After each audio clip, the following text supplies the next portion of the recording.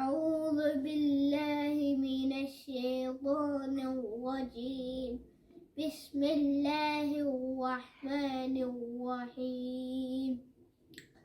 والضحى والليل إذا سجى ما ودعك ربك وما قلى وللآخرة خير لك من الأولى ولسوف يعطيك ربك فترضى ألم يجدك يتيما فآوى ووجدك ضالا فهدى ووجدك عائلا فأغنى فأما اليتيم فلا تقهر وأما السائل فلا تنهر وأما بنعمة ربك فحدث. صدق الله العلي العظيم. اللهم صل وسلم وزد وبارك على رسول الله وآله الأطهار على رسول الله وآله الأطهار. أعوذ بالله من الشيطان الرجيم. بسم الله الرحمن الرحيم. إذا وقعت الواقعة ليس لوقعتها كاذبة خافضة رافعة إذا رجت الأرض رجا وبست الجبال بسا فكانت هباء منبثا وكنتم أزواجا ثلاثة فأصحاب الميمنة ما أصحاب الميمنة وأصحاب المشأمة ما أصحاب المشأمة والسابقون السابقون أولئك المقربون في جنات النعيم ثلة من الأولين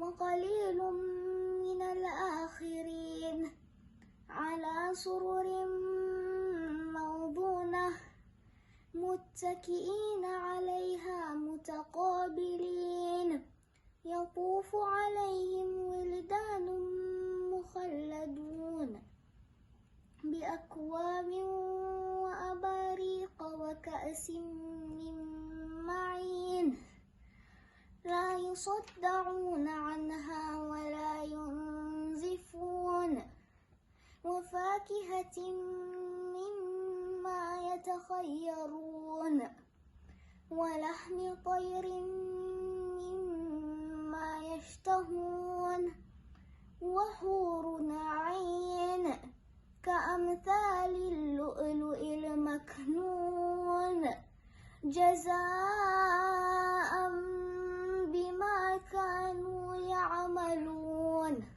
صدق الله العلي العظيم. करबला वालों की जिंदा से रिहाई हो गई।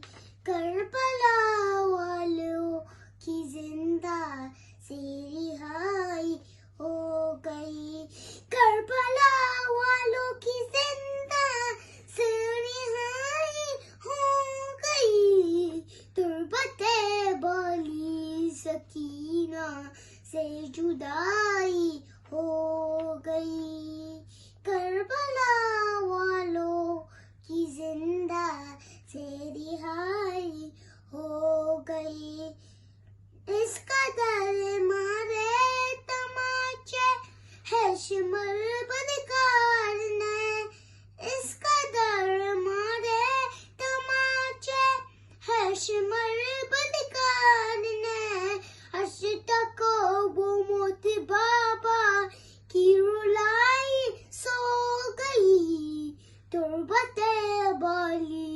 سکینہ سے جدائی ہو گئی.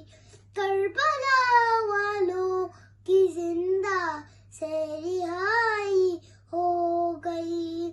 مومنوں منہ کو چھپا لو، نوچ ڈالو سر کے پار. مومنوں منہ کو چھپا لو، نوچ ڈالو سر کے پار. سربراہ ہے نادشت میں زہرا کی جائی ہو گئی. تربت بلی سکینہ سے جدائی ہو گئی. کربلا والوں کی زندہ سے رہائی ہو گئی. مسلم پھولوں کی چنے سے لاشتے ٹکڑے حسین. مسلم پھولوں کی چنے سے لاشتے ٹکڑے حسین. اس قدر پامر زہرا کی کمائی ہو گئی. تربت بالی سکینہ سے جدائی ہو گئی. کربلا والوں کی زندہ سے رہائی ہو گئی. عسکر معصوم کا مسکرانا موت پر. عسکر معصوم کا وہ مسکرانا موت پر. حشر تک شرمندہ دریا کی ترائی ہو گئی. تربت بالی سکینہ سے جدائی ہو گئی. کربلا والوں کی زندہ سے رہائی ہو گئی. سرکتا گلزار چپ مشکل کشا کے لال کا. سرکتا گلزار چپ مشکل کشا کے لال کا. تا قیامت دین کی مشکل کشائی ہو گئی. تربت بالی سکینہ سے جدائی ہو گئی. کربلا والوں کی زندہ سے رہائی ہو گئی. کربلا والوں کی زندہ سے رہائی ہو گئی. صلوات. اللہم صلی علی محمد وآل محمد. صلوات. اللہم صلی علی محمد وآل محمد. آج قبر مصطفیٰ پر ایک ہجوم عام ہے. آج قبر مصطفیٰ پر ایک ہجوم عام ہے. آ گئی زینب مدینے میں بابا کو حرام ہے. At the prophet grave today, a gathering is taking place. Zainab is without her chadar, yet the sun hasn't hidden away. Zainab is without her chadar, yet the sun hasn't hidden away. That was the prophet's Medina, and this is now Sham today. Be ہے سورج آج کیوں چھپتا نہیں بیڑی دا زینب ہے سورج آج کیوں چھپتا نہیں وہ مدینہ تھا نبی کا یہ دیار شام ہے وہ زینب چادر was being snatched Fiza began crying out while Zainab's chadar was being snatched Fiza began crying out Oh Ali, please come and help us. This is your duty today. کہتی تھی فضا چینی جاتی ہے زینب کی ردا کہتی تھی فضا چینی جاتی ہے زینب کی ردا یا علی آو مدد کرنا تمہارا کام ہے The tragedy of Karbala will never fade away. The tragedy of Karbala will never fade away. Sham is still in the eyes of Sayyid Sajjad today. Karbala کے واقعے کو ایک مدت ہو گئی کربلا کے واقعے کو ایک مدت ہو گئی سید سجاد کی آنکھوں میں پھر بھی شام ہے On the heart of Lady Zainab 72 scars remain On the heart of Lady Zainab 72 scars remain Present in the court of Sham feels like dying in a way. Zainab مزتر کے ایک دل پر بہادر داغ ہے زینب مزتر کے ایک دل پر بہادر داغ ہے حاضر دربار ہونا موت کا پیغام ہے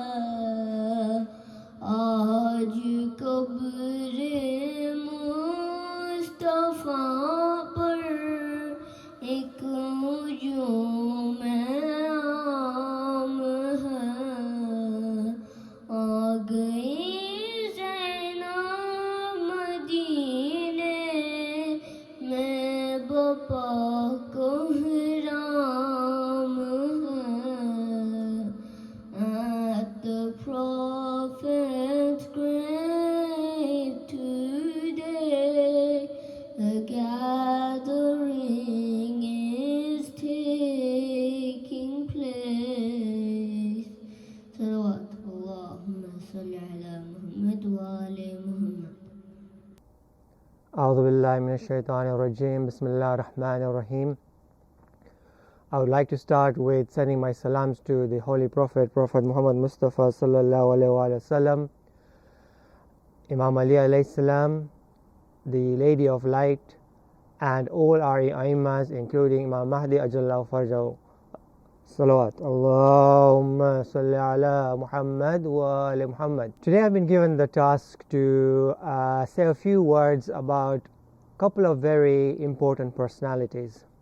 But before I start, I'd like to take you for a journey.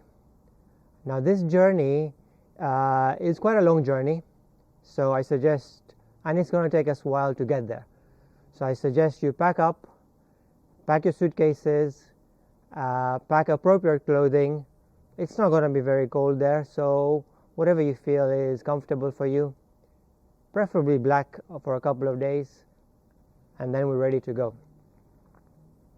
Are you all ready? Because I'm ready. Okay, so our taxi is here and we're heading to the airport, and we're about to check in. Usual check-in. Have you got your passport? Have you checked in online? How many baggages you're going to load up? And of course, nowadays they ask you, have you done your PCR test? So I've done all of that and we're ready to go. Unfortunately, for our first destination, I couldn't get a direct flight. So it has to stop in Istanbul. So we're flying Turkish Airlines. Alhamdulillah, it's gone on amber now and we don't need to have the issue of quarantining when we return back home. So our flight to Istanbul, 4 or 5 hours. We'll do a quick stop over there and then head to our destination. Our first destination after we reach Istanbul is probably another 2 or 3 hours from there. You want to guess where we're going? It's a very holy city. It's probably after Makkah, probably the most holy city in our Islamic history. You want to take a guess? Yes, you're right. It's Medina. We've just landed in Medina and we exit the airport, hop on a taxi, straight to the hotel, freshen up. What are we going to do next? If you're tired, yeah, maybe have a nap. Otherwise, we freshen up, maybe grab a quick bite, and now we're heading to a very important place. How many guesses should I give you? Are we going to the park? Are we going to some rides? No. We're going to Masjid Nabawi. Do you know who's buried there? It was none other than our Holy Prophet Muhammad Mustafa sallallahu alaihi wasallam. Let's have a loud salawat for him. Allahumma salli ala Muhammad wa ali Muhammad. Okay, so you've guessed it, why we're here. Tonight we are going to commemorate his wafat, and before we come to that stage, what I'd like us to do is look at a bit of his history in terms of where he was born, who was his mom, who was his wife, who was his daughter. His mom was Bibi Amin alayhi salam. His wife, very famous lady Khadija alayhi salam, and the daughter, the grandest lady of all time, Lady Fatima alayhi salam. Let's have salawat for them. Allahumma salli ala Muhammad wa ali Muhammad. So Prophet Muhammad was born in Makkah, and as you know, he migrated to Medina during Hijrah and spent the rest of his time in Medina. So what I've decided we should do is we should take a few of his hadiths and analyze those and see how they benefit us here today. That is some 1400 years ago those hadiths were mentioned, but I believe they're still applicable even today. So the first one is very simple. We should always speak with a smile. Now, is that the case for all of us? Sometimes we're tired, we're grumpy. Imagine you've been naughty, and what sort of reaction do you get from your parents? Yes, They get angry, they get upset, and they get cross with you, and their mood changes, and they look upset, they're frowning, and you say something to them, they get agitated, and they get upset. So anything you do, they will get upset with you, they'll get cross with you. So why don't we start from the point of smiling at all times? Smiling doesn't cost us anything. It is free. And if you smile, and I'm trying to smile while talking to you, it is easy. You should, when you smile, you bring happiness to not only yourself, your family, your friends, everybody around you. So if you're taking something away from this, remember, try and speak whilst you are smiling. Another interesting thing which when I was reading and preparing for this, was the Holy Prophet used to make a point, wherever he is, he would sit down facing Qibla. Now, where I'm sitting here during this recording, unfortunately, it's not facing Qibla, because otherwise you'll be seeing my back. But wherever you are, especially when you're in the mosque, or nowadays when you come to Stanmore, you're in the marquee, try and face Qibla. And what's so important about facing Qibla? In which direction are we praying? Isn't it towards Qibla? When you do sajda, isn't it towards Qibla? When you are in Makkah, aren't you facing Qibla? Whichever direction you are to the Kaaba, you're facing Qibla. So it's a form of ibadat. So imagine wherever you're sitting, please try and find out where Qibla is and face towards Qibla. So I want to tell you a story about the Holy Prophet.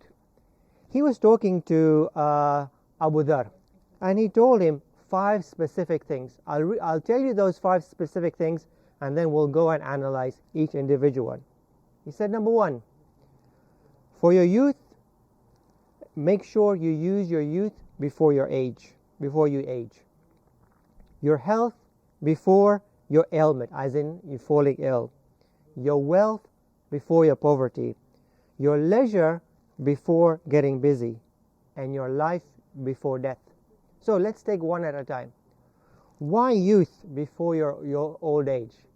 Because when you're young, how energetic are you? You can run around, you can do so many things. When you become old like me, it takes a while to do anything. So what Prophet is saying in this instance is, when you are young, capitalize on that, because in the youth you can do a lot of things in a very short space of time. And I'm sure I'm talking to the audience here right now. Most of you probably are under the age of 11 or maybe even 12. Besides, obviously, your parents who are watching with you. But you are all young. And with that youth, try and have a race with your parents next time you go on holiday. See who's faster. I bet you're going to be faster than them. So use that youth now, that energy, that drive that you have, to maximize whatever you're doing, be it for this world or hereafter. What about your health? And as you'll know, that when you are young, you're always fit. You don't seem to be falling, perhaps you might catch a cold or something, but at most times you will be a lot more healthier than you're older. You will see lots of people, especially when you come to the center, those people who are sitting on the chairs, or you go to other places, you go to your grandparents, and you will see that they are older and they fall ill, and especially now that winter is coming, they will be falling ill. And it's harder to do things whilst you're ill. But when you're young, you are well, you are fit, maximize again and try and do things. And remember one thing, that I'm sure you all have those piggy banks where you put some of your pocket money, because it's nice to see that what you've collected. Imagine in these 5 items that I'm mentioning, that you are actually banking things. Isn't it nice when you look at your piggy bank and it's full? When you shake it, there's so many coins or even notes, and you feel happy. When it's empty, you feel low. So all of these things that the Prophet has told us is helping us bank. But is it banking here, or is it banking in the hereafter? I believe it's banking in the hereafter. And that's the same about wealth and poverty. Maximize whilst you've got some wealth. Who knows whether that wealth is going to be here to stay? Maybe in the future you might lose it. So use that wealth wisely. And in fact, later on I come and talk about wealth as part of our second part of our journey. The leisure time. Make use of your leisure time now before you get busy. And when you talk to somebody right now, you say, oh, I'm so busy, I can't do this, I can't do that, I can't recite Quran, I can't recite du'as, I'm so busy. But it's all about time management. That if you manage your time properly, you will have that time to study, to do whatever fun things like going to play football, playing tennis, or going for a swim. You will have all that time in your leisure time. But manage your time so that you're allocating your time to things in this world and the hereafter. And most of all, and the most important of them all, is life before death. We are all alive today. Who knows? As you know, with COVID, we have lost so many people in our community, in our families. So let's make sure we are utilizing our existence here to try and bank. And remember that bank, we're banking not for this world, and we're banking for the hereafter. That's our loud salawat. Allahumma salli ala Muhammad wa ali Muhammad. Couple more ahadiths that we learn from our Holy Prophet is when you're drinking anything, you're drinking your juice, you're drinking water, what he's recommending to all of us is we drink in small sips rather than gulping the whole bottle. And I'm sure you appreciate that, look, by taking small sips, it's better for you rather than gulping it down. Imagine I told you, here's a fizzy drink, try and gulp the whole thing down. What's going to happen? If you down a whole can of a fizzy drink, not that I'm recommending you have a fizzy drink, but if you did that, you won't feel great after you finish that can. So whatever it is, water, your juice, in fact even tea. Those of you who like drinking tea, if you drink it so quickly, it is so hot that you might burn yourself. But if you drink it slowly, then you're actually enjoying that particular drink. One other thing he says is that cleanliness is half of faith. Why is cleanliness so important? Do you guys like being dirty? Okay, I understand after your PE classes, you might be dirty. Maybe you've had a rugby session and you fall within the mud, but you're not going to hang around in those clothes, because mom and dad are not going to let you go in their brand new car with all your dirty clothes. They'll expect you to change before you hop onto their car. And even when you get home, you don't want to be walking around in your dirty clothes. You want to make sure that you've showered, you're fresh, because when you go for your salah, you're not going to go in dirty clothes. You're actually going to make sure that you are clean and pak before you perform any of your ibadats. So to ensure that we maximize our faith, we want to ensure that we are clean at all times. One other thing which before we move on is the Holy Prophet is said is the weapon, his weapon is dua. So now why is dua considered as a weapon? Dua is not an ammunition, is it? Dua is not something that you're going to cause damage. Dua is not a nuclear weapon. But what is dua? What is so powerful of dua? Why does the Holy Prophet say that my weapon is dua?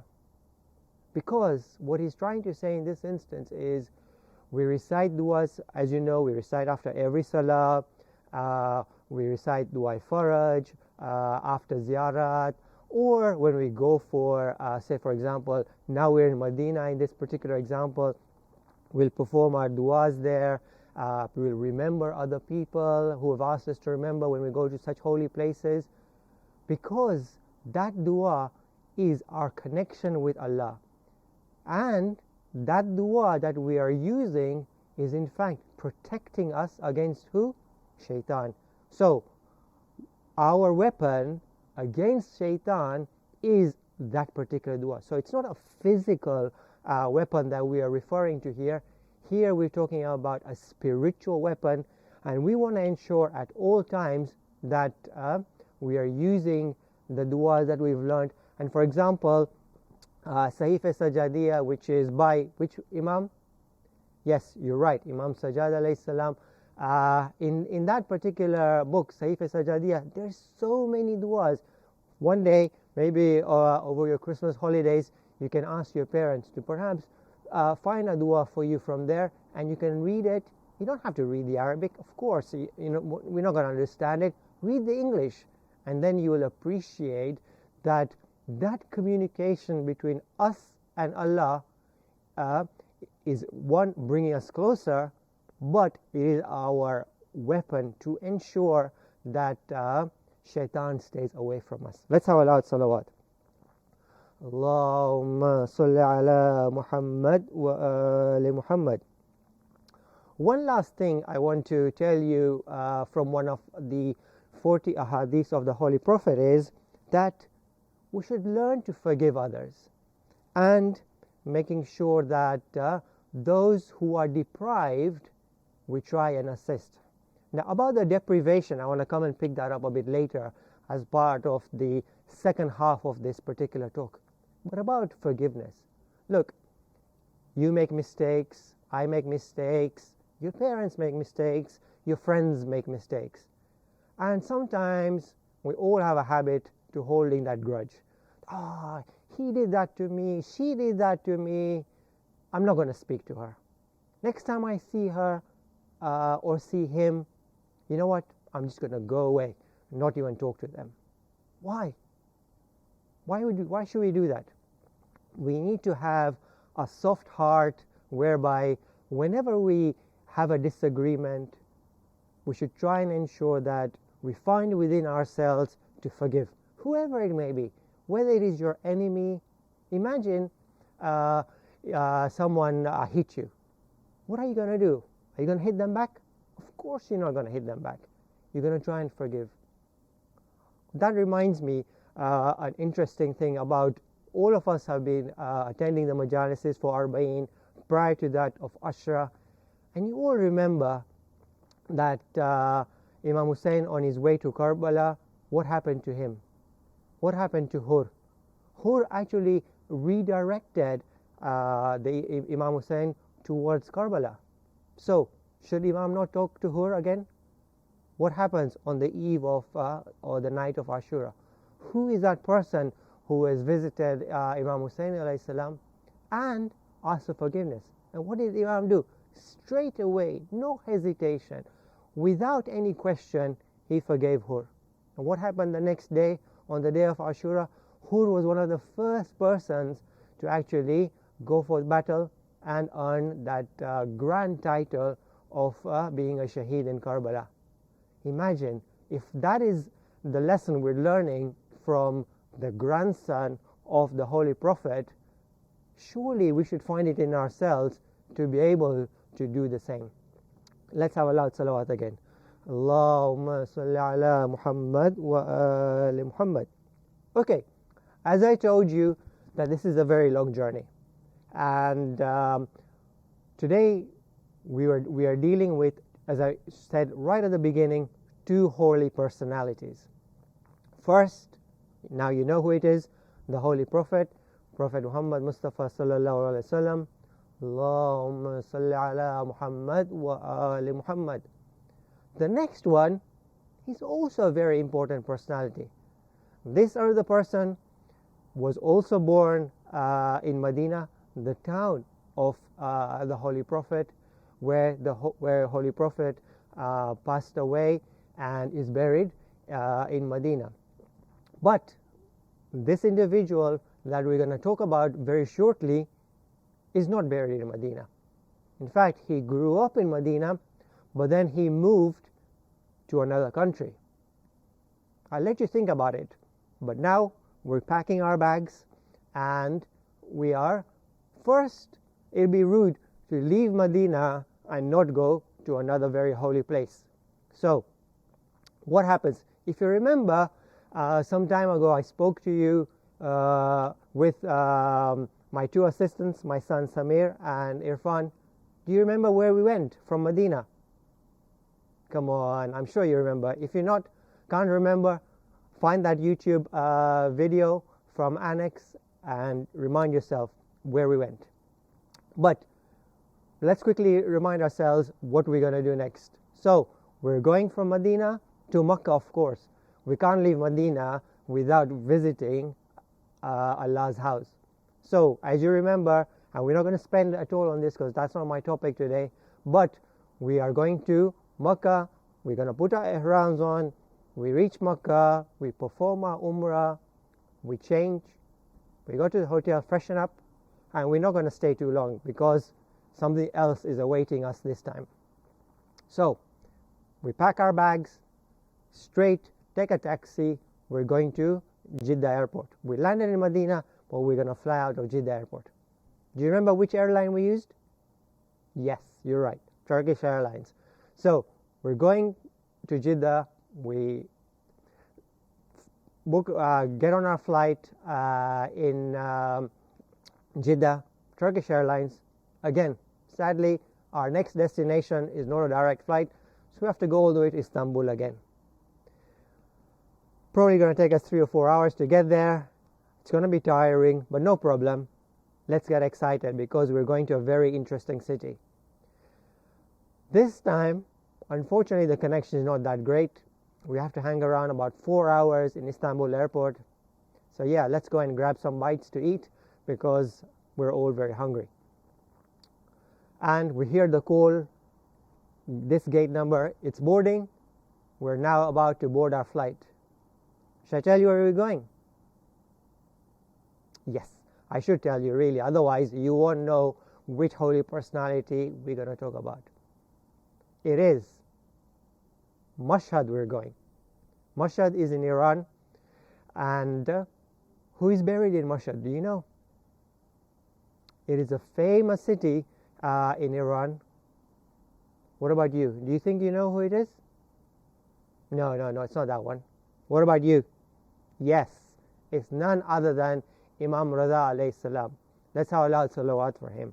Allahumma salli ala Muhammad wa ali Muhammad. So, before we go again to talk about Imam Ridha alayhi salam, just like the Holy Prophet, I just want to do a quick recap. Who are his parents? We now know where Imam Ridha was born, but his parents, his dad, our father was Imam Musa alayhi salam, Musa al-Qadim alayhi salam.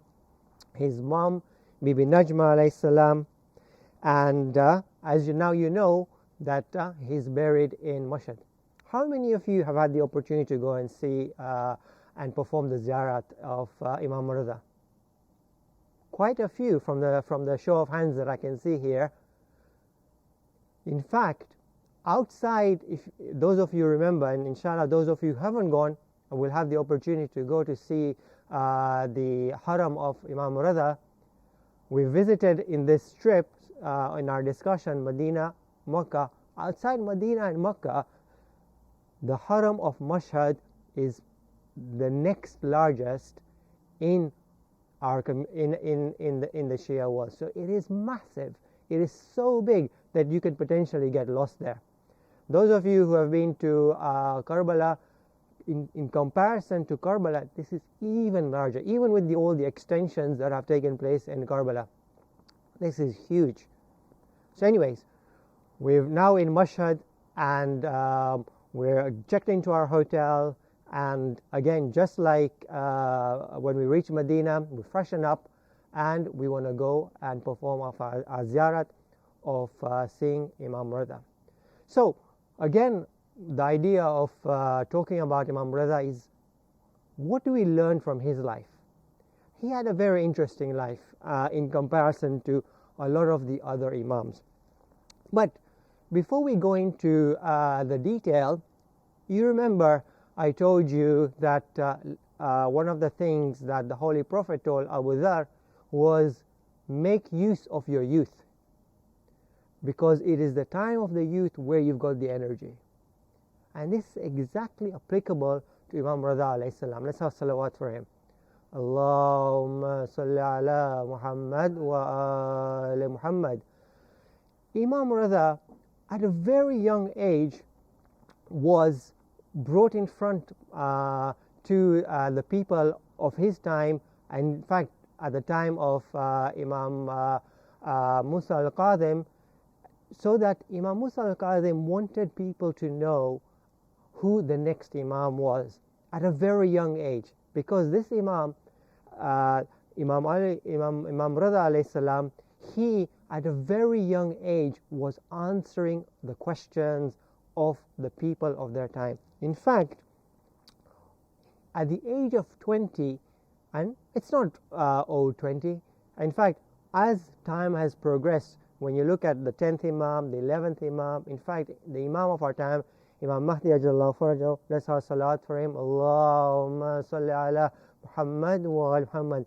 The ages of these Imam gradually became smaller and smaller. At a very young age, they became the Imam. And in the case of Imam Ridha alayhi salam, his father wanted people to know who the next Imam is. So at the age of 20, he was giving all the Islamic rules. One of the things about this particular Imam, Imam Ridha alayhi salam, is that he would want to do something good for others. And now imagine, let me take you to a situation whereby I know we're talking about a sad event, but just for a fraction of time, think about we're going for a really nice restaurant, and what are we going to do? We're going to order some starters, we're going to order some main course, and we're going to have some sides. Say we have some chutneys, we have some naan bread. I know, I can see it. You guys, your mouth is already watering, but let's focus. In this situation, what is it? We have 3 or 4 main courses, 3 or 4 sides, 3 or 4 sides, and perhaps we'll have a milkshake or a nice cold drink because the food is spicy. And then suddenly in that restaurant, someone walks in. Someone not so well dressed. You could tell that they haven't eaten for some time, and they're coming to your table. You and your family are sitting, and you're feeling a bit uneasy. What should I do in this situation? Should I move away? Because they're about to come and ask me. And they say, look, this person comes around to you and says, I'm really hungry. So what are you going to do? Are you going to give them one of your dishes, or are you going to say, oh, by the way, here, have this naan. That'll feed you. Perhaps that is the reaction we may have, but let's learn from Imam Ridha alayhi salam. What Imam Ridha used to do was, every meal, when he were to sit down to eat, he would ensure he divided the food onto things that he likes a lot and things perhaps he is not too so keen on. And what does he do? Everything that he likes a lot, he puts it to the side and ensures that good food is distributed. So here's a lesson for us. Imagine again back at the restaurant when somebody came to us. We want to ensure that we share what is the best food for us, not something which are the leftovers. It should be our main food, because Allah says, you give anything in my way, I will give you amply and multiply and give you so much more. So let's not hesitate. Next time someone knocks at your door, or you might see somebody on the street, or in that situation of a restaurant, let's make it a habit that we want to share things in what we like, not things that we don't like that much and we're happy to give that away. Because if we give things that we really, really like, Allah is very pleased with you, because you're actually giving something from what you like rather than something you dislike. Let's have a loud salawat. Allahumma salli ala Muhammad wa ali Muhammad. Now, Imam Ridha, interesting about this particular Imam was that Mamun at the time invited Imam Ridha from, as I told you, he was born in Medina, and he was invited to come to Khorasan, Mashhad. And that was where the rule was, that was where the power lied. And Mamun was very clever. He knew the Imam was well respected, was very knowledgeable, that if he invited Imam, he put Imam in his government, that because of the Imam's status, people will not go against Mamun. So in fact, reluctantly, Imam Ali Ridha accepted that position, because really, to be honest, he didn't have a choice. Had he not accepted that position, his life could have been at threat, and he accepted that position. Now imagine, you are now, I don't know, the chancellor. Imagine you are Rishi Sunak, for example. Do you know who Rishi Sunak is? He is the chancellor of the exchequer for this country. It's a very high position. Imagine you had that position. What would you do? You have all the power to manage the affairs of this country. What would you do? Would you use it properly, or would you use it to your advantage? Would you use it for the advantage of your friends and family? Hand on heart, ask yourself this question. When you are in that position, what would you do? Perhaps some of us would take that position to our advantage and use it for our personal needs. But no, Imam Ridha never ever took that wealth that he had at his disposal to use it for his own benefit. In fact, he used to use that for the benefit of the poor or those people who need. And that reminds me of his great-great-great-grandfather, Imam Ali alayhi salam, Allahumma salli ala Muhammad wa ali Muhammad. When he was also appointed as the Khalif, you will remember that he was so particular about managing the affairs of the people at the time that never ever would he use anything that belonged to the community for his own personal need. And that reminds me that when he had an affair that related to the community, he would use the resources of the community.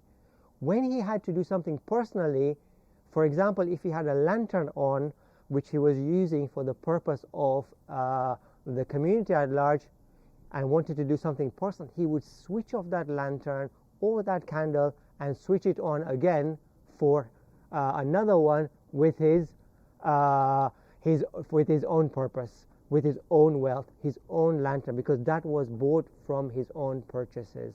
So imagine, so put yourself in that position, that we need to be careful when we are put in that position.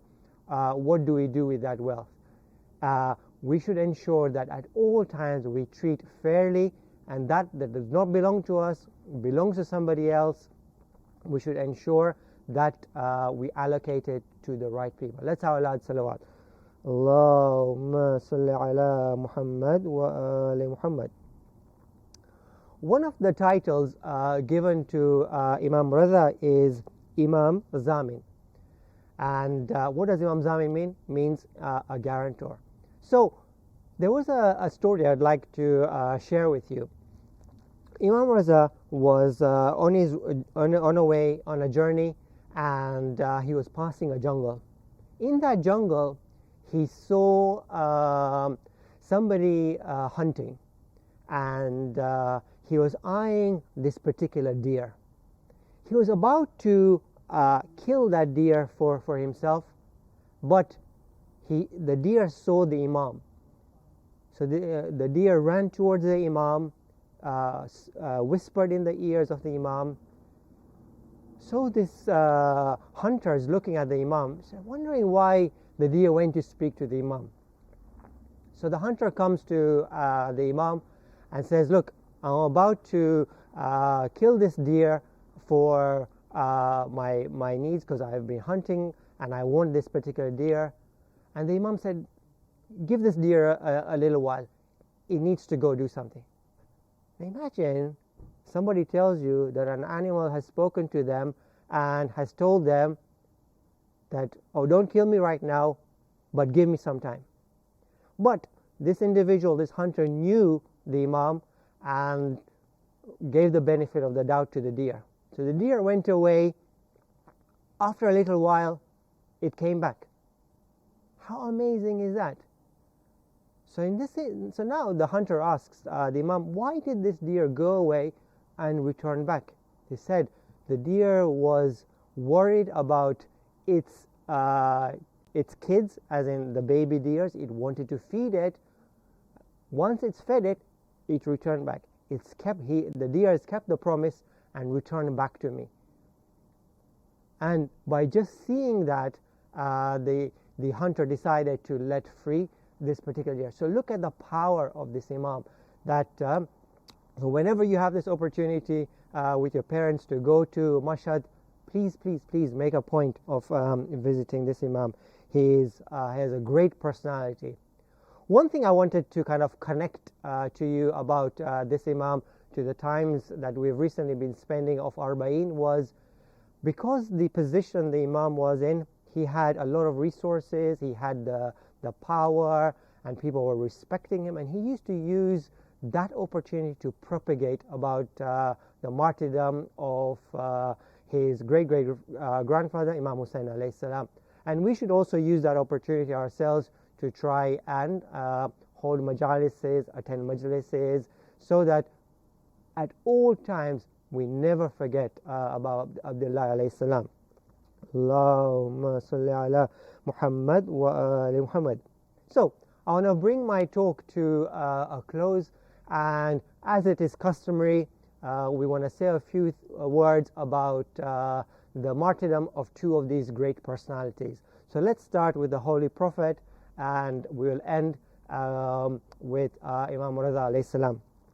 Now, it's a sad moment. Perhaps you want to put your faces down, maybe you want to close your eyes. The Holy Prophet returns back from his final Hajj and he falls ill. And his health is deteriorating, and Lady Fatima sees him and she's getting upset that she's seeing her father. And as you remember, Lady Fatima was the only child of the Holy Prophet, and seeing her father in this situation, she was really feeling uneasy. So the Holy Prophet calls Lady Fatima close to her and whispers something in her ear. As a consequence of that, she feels a bit at ease. And really what the Holy Prophet told Lady Fatima is, don't worry, after a very short time you will come and see me.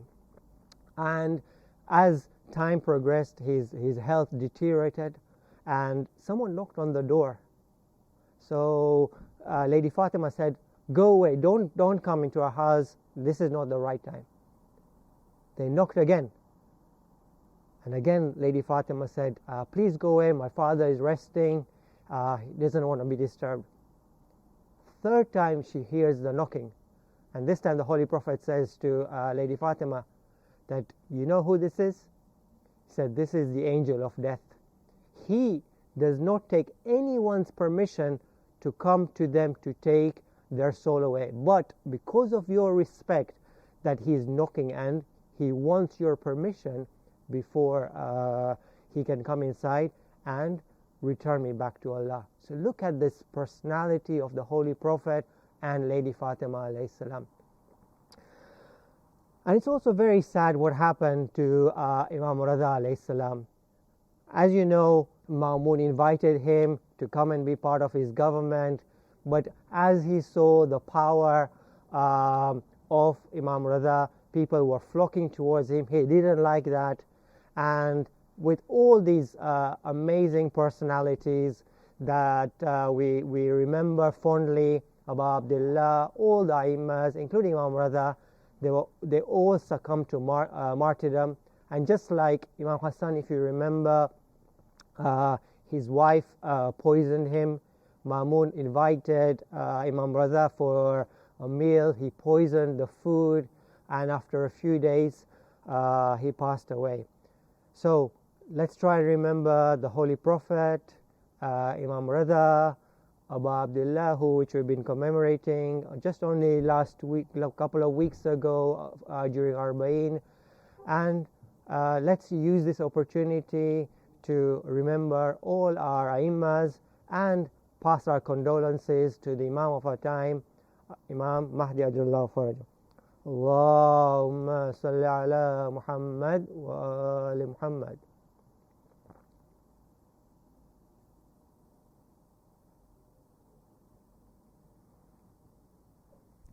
Ya Hussein, Ya Hussein, Ya Hussein, Ya Hussein.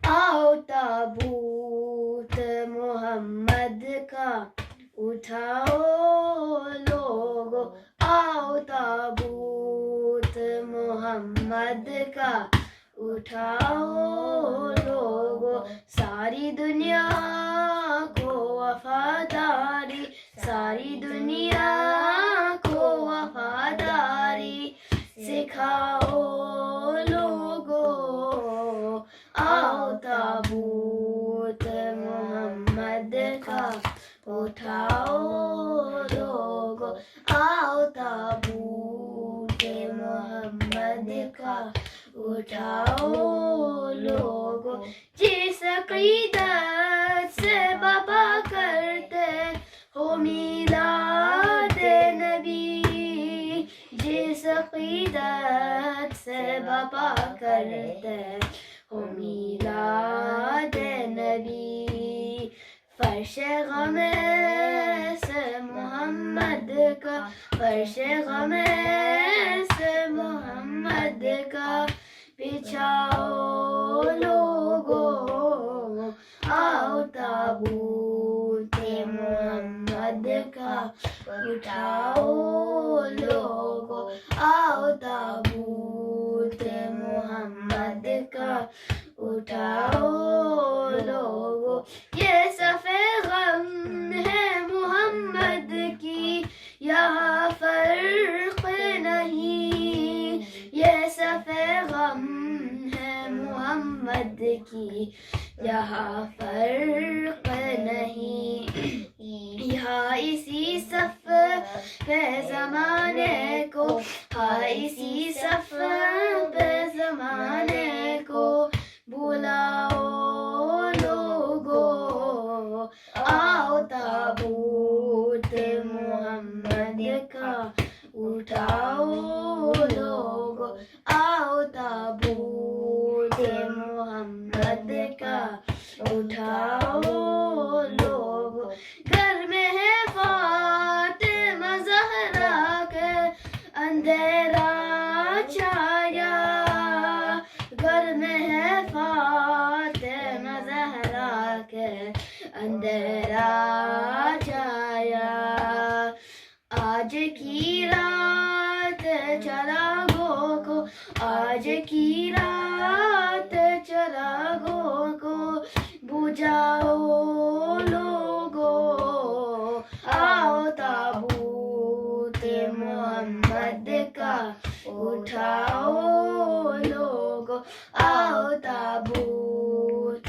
Mohammad का उठाओ लोगो, खाके पत्थर भी जो उम्मत को दुआ देते रहे, खाके पत्थर भी जो उम्मत को दुआ देते रहे, ऐसे मोहसिन का न एहसान, ऐसे मोहसिन का न एहसान बुलाओ लोगो, आओ ताबूत मोहम्मद का उठाओ लोगो, आओ ताबूत मोहम्मद का उठाओ लोगो, सारी दुनिया को वफादारी, सारी दुनिया को वफादारी सिखाओ लोगो, आओ ताबूत मोहम्मद اٹھاؤ لوگو آؤ تابوت محمد کا اٹھاؤ لوگو محمد وآل محمد صلوات اللہ یا علی یا علی یا علی یا علی یا علی یا علی المدد مولا رضا المدد مولا رضا المدد مولا رضا المدد مولا رضا المدد مولا رضا المدد مولا رضا نانا نبی دادا علی دادی تری خیر النساء المدد مولا رضا المدد مولا رضا المدد مولا رضا المدد مولا رضا تو ہے مسیحا جہاں شاہ قرآن ہے لکار یوں ہر فرشتہ روز پر آتا ہے تیرے بعد ہار نہیں ہوتی تیرے روزے پہ کوئی بھی دعا نانا نبی دادا علی دادی تری خیر النساء المدد مولا رضا المدد مولا رضا المدد مولا رضا المدد مولا رضا بینائی بھی دیتا ہے تو گویائی بھی دیتا ہے تو مانگے اگر تجھ سے کوئی دانائی بھی دیتا ہے تو ہی تو باب علم ہے تو ہی تو ہے مشکل کشا نانا نبی دادا علی دادی تری خیر النساء المدد مولا رضا المدد مولا رضا المدد مولا رضا المدد مولا رضا تو ہے مسیحا ہے جہان شاہ قرآن ہے لقب یوں ہر فرشتہ روزے پر آتا ہے تیرے بعد ہار نہیں ہوتی تیرے روزے پہ کوئی بھی دعا نانا نبی دادا علی دادی تری خیر النساء المدد مولا رضا المدد مولا رضا المدد مولا رضا المدد مولا رضا المدد مولا رضا المدد مولا رضا